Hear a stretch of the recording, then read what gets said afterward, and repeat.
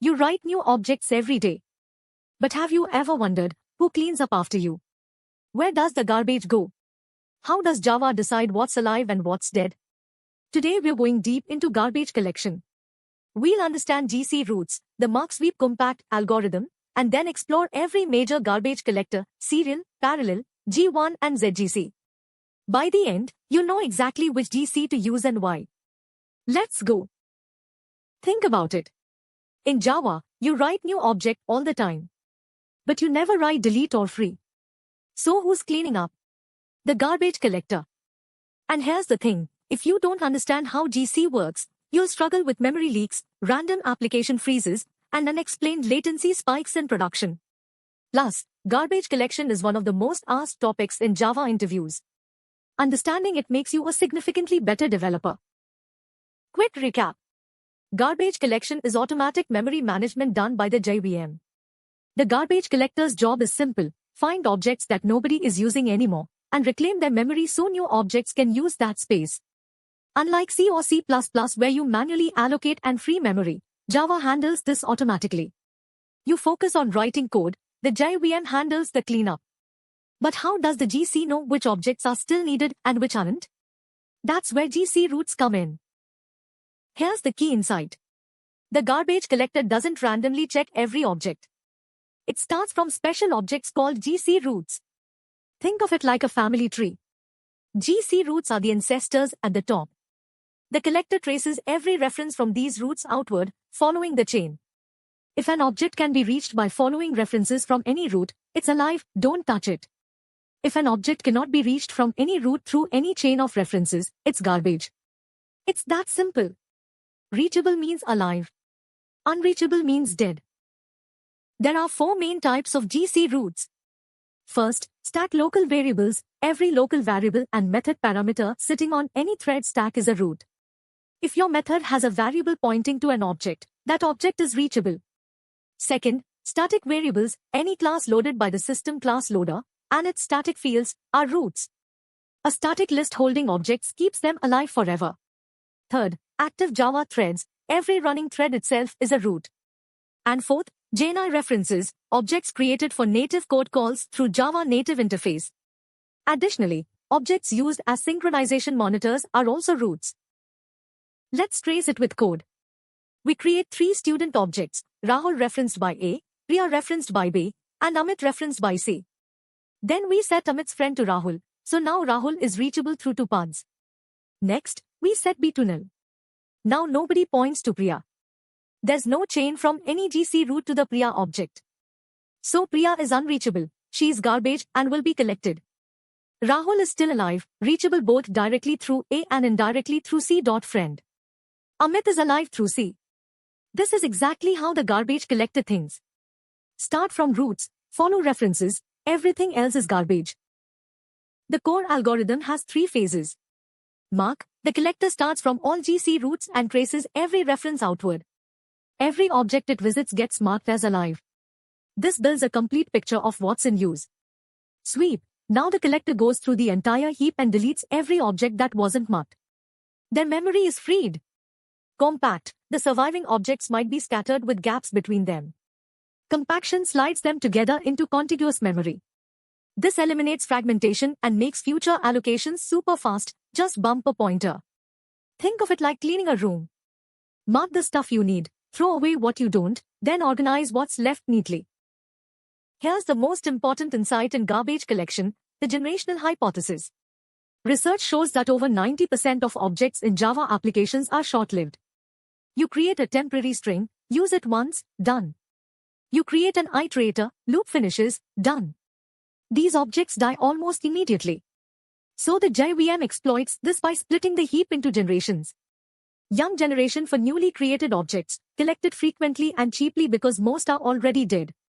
Old generation for objects that survived multiple collections, collected rarely because they're likely to stick around. This is a foundation that all modern collectors build upon. Young generation has 3 spaces. Eden, every new object goes here first. Survivor 0 and Survivor 1, holding areas for objects that survived a collection. When Eden fills up, a minor GC triggers. The collector marks all live objects in Eden and the active survivor space. Live objects get copied to the other survivor space and their age increments by 1.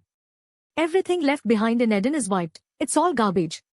When an object survives enough rounds, typically 15, it gets promoted to old generation. Minor GC is fast because most young objects are already dead. You're collecting mostly empty space. Old generation stores objects that survived multiple minor GCs. These are your long-lived objects, cached data, singleton instances, connection pools. When old generation fills up, a major GC triggers. This is much slower than minor GC. Why? Because old gen contains far more live objects. The collector has to trace through a much larger set of references. Major GC involves mark sweep compact over a larger memory area. And then there's full GC, the worst case.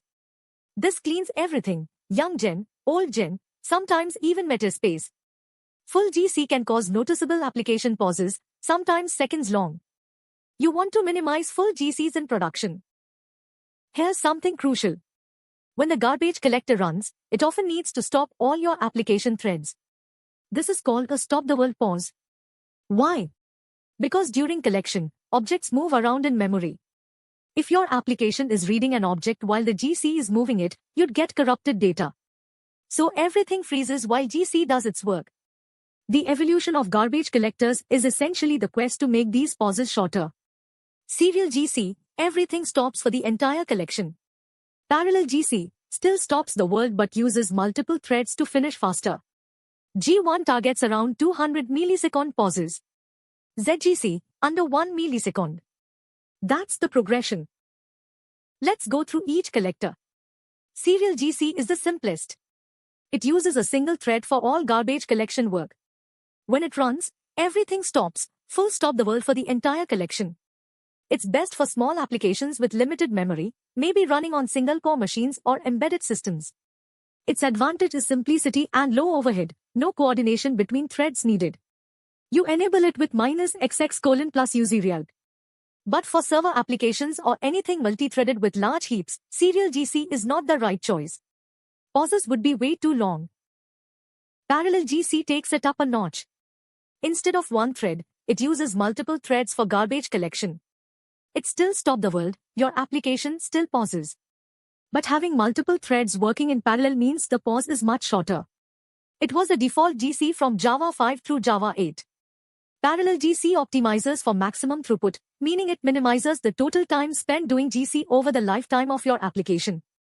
It's great for batch processing, data crunching, scientific applications, anything where total throughput matters more than individual pause times. Enable it with -XX:+use parallel. G1, garbage first. This is the default collector since Java 9, and for good reason. The name comes from its strategy. It collects the regions with the most garbage first, giving you the most bang for your buck. Unlike previous collectors that treat young and old gen as contiguous blocks, G1 divides the entire heap into small equal-sized regions. Some are Eden, some survivor, some old, but they can be anywhere in memory. G1 does concurrent marking, tracing live objects while your app runs. Then it does incremental collection, cleaning up a few regions at a time in short pauses. Default pause time target is 200 milliseconds. It's the best balance of latency and throughput for most applications. Here's how G1's region-based design works. The heap is divided into many small regions, typically around 2048 of them. Each region is tagged as one of Eden, Survivor, Old, Humongous, or Empty. Eden regions hold new objects. Survivor regions hold objects that survived minor GC. Old regions hold long-lived promoted objects.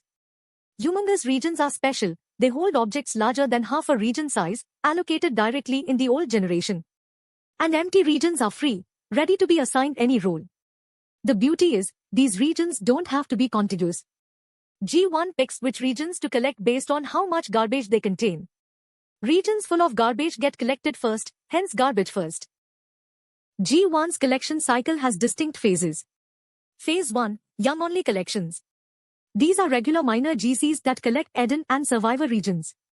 Objects get promoted to old regions. When old generation occupancy reaches a threshold, typically around 45%, phase 2 kicks in. Concurrent marking starts.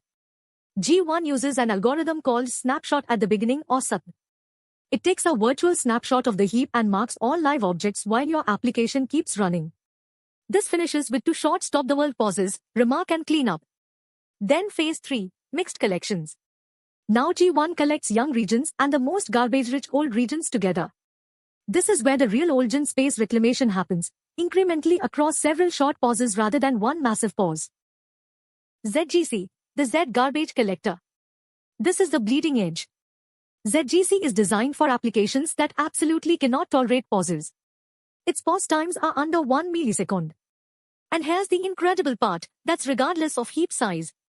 Whether your heap is 1 gigabyte or 16 terabits, pauses stay under a millisecond. How? ZGC uses a technique called colored pointers.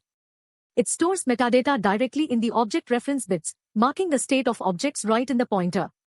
This allows almost all GC work to happen concurrently while your application runs. No stop the world for marking, no stop the world for compaction. Since Java 21, generational ZGC is available, combining the low latency of ZGC with generational collection for even better performance. So which GC should you use? Serial, for tiny applications, single-core machines, heaps under 100 megabytes. Think embedded systems or simple command line tools. Parallel, when maximum throughput matters more than pause times. Batch processing, scientific computing, data pipelines. G1, the safe default. Works well for web applications, microservices, anything that needs a good balance of throughput and latency. It's the default since Java 9 for a reason. ZGC, when you absolutely need sub-millisecond pauses. Financial trading systems, real-time gaming, latency-sensitive APIs with huge heaps. Rule of thumb, start with G1. It's the default and handles most workloads well. Only switch if monitoring shows GC pauses are a problem for your specific use case. Here are the essential GC flags you should know. For heap sizing, XMS sets the initial heap size, XMX sets the maximum. For example, XMS 512M and XMX 4G. To choose your GC, use Serial, use Parallel, use G1 GC, or use ZGC with Z generational for the latest generational ZGC. For G1 tuning, Muxtcapozimili sets your target pause time in milliseconds. Default is 200. G1 will try to meet this target. And for debugging, Excelergy::GC star prints detailed GC logs. This is your best friend when diagnosing memory issues. Start with GC logging, see what's happening, then tune from there. Let's recap everything. GC roots are the starting points, local variables, static fields, active threads. The collector traces from roots to find all live objects. Mark sweep compact is the core algorithm, mark the living, sweep the dead, compact the survivors. Generations exploit the fact that most objects die young, collect young frequently, old rarely. The evolution of collectors, Serial for simplicity, Parallel for throughput, G1 for balanced latency and throughput, ZGC for sub-millisecond pauses. G1 is the default and the best starting point. Only switch if you need something specific. And always use GC logging to understand what's happening before you tune. That's garbage collection. If this helped, like and subscribe. See you in the next video.